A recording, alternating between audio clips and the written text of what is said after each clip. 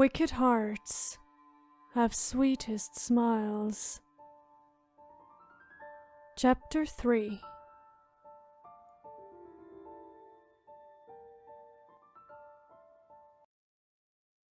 The door to Euphemia's room was ajar, and Aveline knocked against it only slightly. The angelic, naive-seeming face of the princess turned up in the framing, smiling cheerfully and unburdened. Aveline, right? Yes, my lady. I'm here to bring news from His Highness Prince Schneizel. He and your sister are incapable of assisting you with arrangements because of an urgent concern that came up. Euphemia's mien darkened within a second, and she now appeared to be rather mortified. And who will help me with the dress now? She asked and pouted. Aveline was unsettled. Milady, if you allow, I could lend you a hand. Brilliant! She grabbed her arm and pulled her into the room.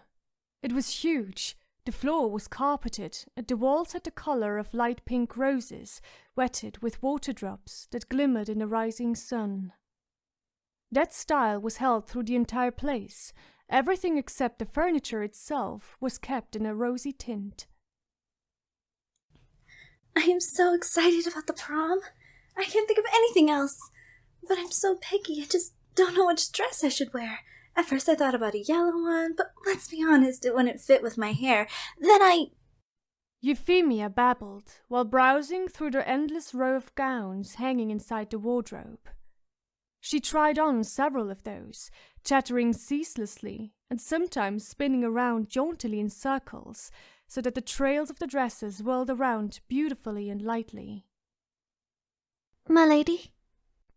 Another girl, judging from the clothes she wore a lower servant, stood in the still open door, not daring to lift her gaze and studying her toe caps. The tea is ready to be served, my lady. Shall I pour it out on a table in your accommodation, or will you follow me to the dining room?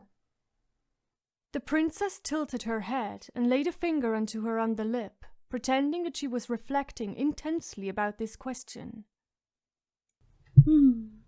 Aveline, will you have some tea with me? She then asked. It would be a delight, my lady.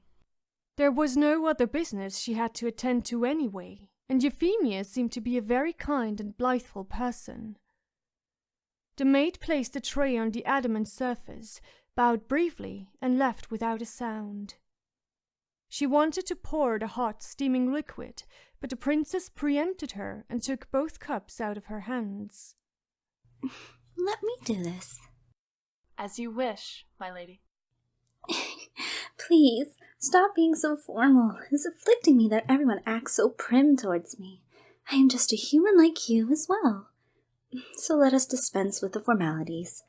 I call you Aveline, and you may call me Euphemia, she said with a puerile-sounding voice, and gave her a benevolent smile. Whatever pleases you, Euphemia. It made her feel weird to address a royal family member with her forename, but she obeyed. They began to chat about the upcoming ball, the guests that should attend it, and, much to Aveline's surprise, the princess also spoke about her emotions towards Suzaku Kururugi. It's just that I feel so safe and unstrained when I'm with him. It's a nice alteration to all those people who treat me like a princess because they have to. Suzaku does that because he really wants to do it. Do you understand? She sighed shortly and brushed strands of her long pinkish hair out of her face, and then took a sip of the cherry-flavored tea. Have you ever felt like this? Like being special to someone in such a way? Aveline's breath caught when an image of Prince Schneizel emerged in front of her in her eye, and she shook her head vehemently to get rid of this picture. No. I never experienced anything like that. She admitted, and suddenly had this strange sentiment inside her chest again that tried to pull her mood down. No, don't look like that. I'm sure you'll find your Jack of Hearts soon as well. Euphemia patted her hand and smiled encouraging. The expression in her face then suddenly changed from cheerful to puzzled when she continued. I have to warn you about my brother, though. Excuse me? I know he's very charming and brilliant in playing on words, but... She looked to the side, trying to find the correct term for what she wanted to say. He is not a kind man. What do you mean? Just don't trust him under any circumstances. But... My lady. The same servant girl who brought the tea earlier again stood in the doorframe, yet again examining the tips of her shoes. Yes? Private Kururuki wishes to see you before he departs. He departs? Where to? Euphemia asked with a choked voice, and stared at the maid with her eyes wide open, then suddenly shook her head and continued. Doesn't matter now. Take me to him immediately. Afterwards she turned to Aveline. Forgive me for my rudeness, but I really have to take a leave. I need to know where Suzaku is heading to. I understand. She watched the princess step out of the room, leaving behind a slight trace of her bloomy, sweet perfume. Aveline still was confused. Why would Euphemia say something bad about her own brother? They seemed to be getting along unnaturally well back at the evening when they all had dinner together. This could not have converted in such a short amount of time. And also the way she said it, the expression in her eyes had been a mixture between sorrow and something else. Shame, perhaps? Aveline reflected the whole situation that had happened only minutes ago, but nothing she could think of made any sense.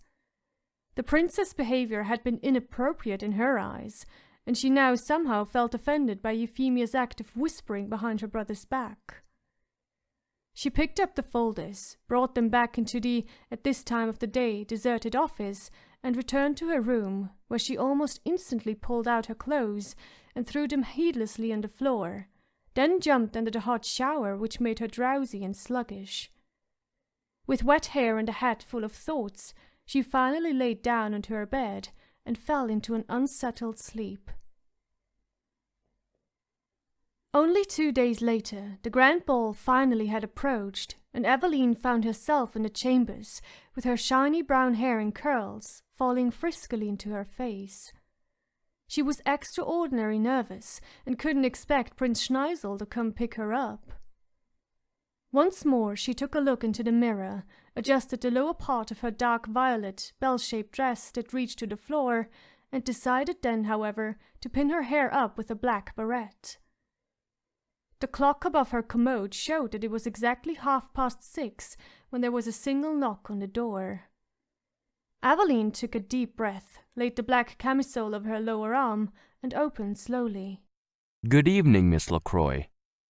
Prince Schneizel's charming, even engaging smile was the first thing she could see, and her heart began to beat incredibly fast in the moment their eyes met. She returned his look like magnetized, absorbing every little detail of his perfect-shaped face to save it in her memory, but then she picked up her courage again and dropped a slight curtsy. Your Highness, it is a great honor. He offered her his arm, and she took it without reluctance. Are you nervous? The prince asked while both of them walked down one of the solemnly decorated hallways that led to the ballroom. Yes, extremely, if I'm honest. Why? Well, I'm afraid that people might say something bad about the choice you've made. She turned her gaze to the side, feeling ashamed and unworthy to visit a prom at the side of a second prince. There's no need to worry. I will remain with you the entire evening, and should anyone there give you a wry look, you let me know in an instant, all right? Aveline felt touched as well as comforted by the persuasive words the prince had spoken. I don't know how I could ever thank you, Your Highness. I am sure we will find an opportunity, he answered, winking, while he gave her a rather cryptic smile which made her spine tingle. After some minutes, they finally arrived at a huge golden gate that led to the already crowded ballroom. Ready when you are, my lady. She blushed and nodded slightly. The two guards opened the heavy doors, while the announcer on the inside introduced him while entering. His Highness Second Prince and Prime Minister Schneizel Britannia, with his attendants, Aveline Croix. It felt like everyone was staring at them whilst they walked along the sprawled Bordeaux carpet. Aveline could clearly sense foreign eyes examining not only her body movement, but also how she was dressed, and had only increased her insecurity so that she clung to the prince's arm even tighter. She could hear all those noblewomen whispering with disparaging voices, and all she wanted to do was run away, hole up in a dark corner, and pity herself over her own demerit. Don't listen to them. The only thing emanating from them is bare enviousness. Schneizel susurrated Pliable and squeezed her hand briefly, cheering her up with this smile that overwhelmed her every time anew and equipped her with a lot confidence. Aveline straightened up and now seemed a lot more proud while they both took the last steps along the padded surface. At the end of it, a merrily grinning Princess Euphemia was already waiting to give the guests a warm welcome. Her dress was fuchsia-coloured, with glitter running along the edge of her petticoat, which was widely flared. She looked beautiful, and Aveline had never seen someone being happier than the princess. Her smile was pure, ingenuous even, and smallest points of light were sparkling inside her blue eyes. Prince Schneizel took the hands of his sister, leaned in to her, and kissed her on the cheek. I am exceedingly happy for you, Euphy. Congratulations. Thank you, Schneizel. Then she turned to Aveline, first only watching her without changing the expression, but then her smile even got brighter, and she grabbed the prince's assistant and pulled her into her arms for a short but intense embrace. Milady, I could not be more blissful for you than I already am, and I have to thank you for— No, it is I who has to be grateful. You helped me with so much with the preparations, the dress, and also with lending me an ear when I was really in need of someone. This should be your special evening, not mine. Aveline was stirred by her words, wanted to object, but the tears gathering in the corners of her eyes left her speechless. Euphemia gave her a last warm gaze, but then had to befriend the upcoming guests. The ballroom was immense. Heavy chandeliers were hanging from the light-coloured ceiling. All lower servants were dressed the same way, pacing around in circles and offering a prickling, sour liquid to the patrons. She always paid heed to not remove herself too far from His Highness, so she would not get lost in midst of so many people. While examining the area, Aveline discovered Lord Aspland on one of the countless sofas, leading a heated debate with a blue-haired girl. Only a few steps away stood Princess Cornelia, with her own knight Gilbert Guilford, and was, very untypically for her, giggling like a young schoolgirl and playing with a loose strand of her hair that was bound together tightly. Aveline laughed silently over that sight, and suddenly noticed that someone was approaching her from behind. Your Highness. A turquoise-haired man in a dark blue suit and a white cape kneeled before Prince Schneizel. Jeremiah, please, rise to your feet. The man did what he was asked for, and took a bow before the Prime Minister. Who knew that we would meet again so soon? Indeed, Your Highness, but it is yet again a great honor. The stranger now faced Aveline, and she startled in the very same moment she encountered him. Luminous, bright orange eyes examined her with blatant interest, but the man did not intend to introduce himself. She had never seen anyone with such an uncommon eye color, but she now felt utterly stupid for getting frightened so easily.